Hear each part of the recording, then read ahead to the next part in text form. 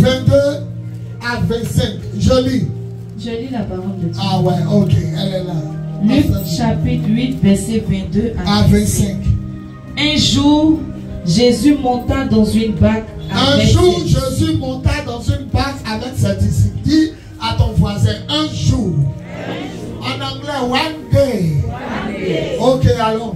Il leur dit. Il leur dit. Passons de l'autre côté du lac. Passons de l'autre côté du lac. Et il partit. Et il partit. Pendant qu'il naviguait. Jésus s'endormit. Jésus s'endormit. Un tourbillon fondit sur le lac. La barque se remplissait d'eau. Elle se remplissait d'eau. Et ils étaient en péril. Ils étaient en danger de mort. Ils s'approchaient et le réveillèrent. Oui. En disant, Maître, Rabbi, nous périssons. Nous mourons. S'étant réveillé, il menaça le vent et les flots qui s'apaisaient. Et le calme revint. Et il y eut un grand calme. Puis il leur dit, où est votre foi? Dis à ton voisin, où est ta foi?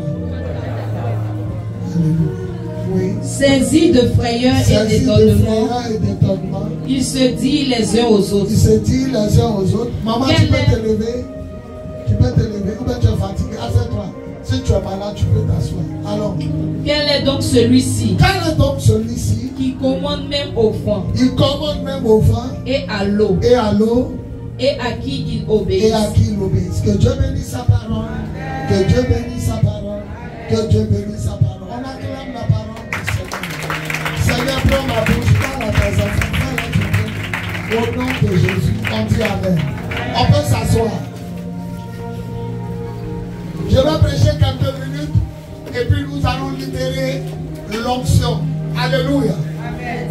Je vais demander à quelques personnes qui sont venues aujourd'hui en retard de s'améliorer. Parce que si on est obligé de vous faire rentrer, on va faire rentrer tout le monde. Souvent quand on prend une décision, il y a des personnes qui font exception à la règle et puis tout se gagne. Donc prochainement, je vous demande pardon. Venez un peu vite pour ne pas que d'autres qu'on a dit de partir à la maison soient frustrés de voir que vous, on vous a fait rentrer. Il y a une qui m'a dit elle est quittée à l'heure, mais c'est le moyen de transport qu'il n'y avait pas. Il n'y a pas de problème. Et dans ce cas-là, il faut qu'on soit strict. On dit à 10h30, on ferme, dormez tôt, levez-vous vite, pour ne pas que nous-mêmes nous offrions à la propre loi que nous avons donnée. Ça, c'est un conseil de routine. Amen. Voilà, c'est pas bon. On a dit à 3 personnes, allez, c'est fermé. Et puis quand toi tu arrives, on ouvre.